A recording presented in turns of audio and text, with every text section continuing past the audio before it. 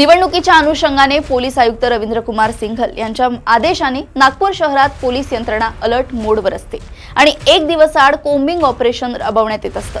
याच दरम्यान काल रोजी पाचपावली पोलिसांना माहिती मिळाली की एका घरी काही शस्त्रे साठवून ठेवण्यात आली आहेत। पोलिसांनी वेळ न दवडता छापा कारवाई केली असता घटनास्थळावरून 6 तलवारी जप्त करण्यात आल्या आहेत। तसेच तलवारी बाळगणाऱ्या इसमाला कारण विचारले असता तो त्याचे उत्तर देऊ शकला नाही। पोलिसांनी त्याच्यावर गुन्हा दाखल केला असून शस्त्रे जप्त केली आहेत। याबद्दलची अधिकची माहिती पाचपावली पोलीस ठाण्याचे वरिष्ठ पोलीस निरीक्षक बाबूराव राऊत यांनी दिली आहे। बघा, महानगरपालिका निवडणुका बरेच दिवसांनी होत असल्याने माननीय पोलीस आयुक्त डॉक्टर श्री रवींद्र कुमार सिंघल साहेब, तसेच जॉईंट सीपी साहेब रिजन आणि डीसीपी साहेब, एसीपी साहेब स्वतः कोम्बिंगमध्ये होते। या अनुषंगाने गुन्हेगाराचा क्षेत्र जास्त असल्यामुळे, स्लम एरिया असल्यामुळे माननीय वरिष्ठांच्या आदेशाने आम्ही दर एक दिवसाआड कोम्बिंग राबवतो।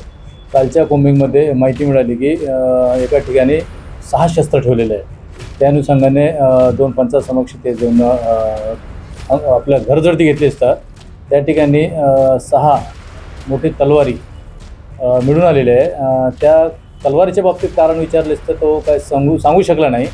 त्याचा त्याआधी 2022 एक गुन्हेगार राहत होता, जो आता सध्या सापडला आरोपी, त्याचा भाऊ।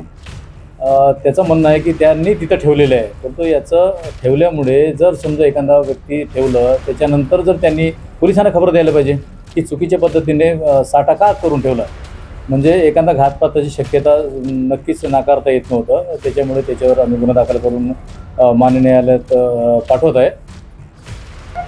बरोबर आहे, PSI माझगावकर आहे, दिलीप पवार, आणि विशेषतः म्हणजे बीट मार्शल निलेश हिवरकर आणि अश्विन जाधव यांची इन्फॉर्मेशन होती कोम्बिंग दरम्यान, आणि त्यांनी आम्हाला कळवल्याबरोबर आम्ही स्वतः आणि हे PSI माझगावकर, दिलीप पवार, वासुदेव आणि पखान, राठोड, आशिष आणि अतुल या टीमने केलेली आहे। बरोबर आहे, बापूकुटी नगर इथून 200 मीटर अंतरावर आहे। त्या ठिकाणी कमलेश राजन तांबे त्याला ताब्यात घेऊन त्याच्याकडून जप्ती करण्यात आलेली आहे। त्याच्या अगोदर त्याचा एक औलंगा नावाचा त्याचा भाऊ होता, 2022 मरण पावला होता।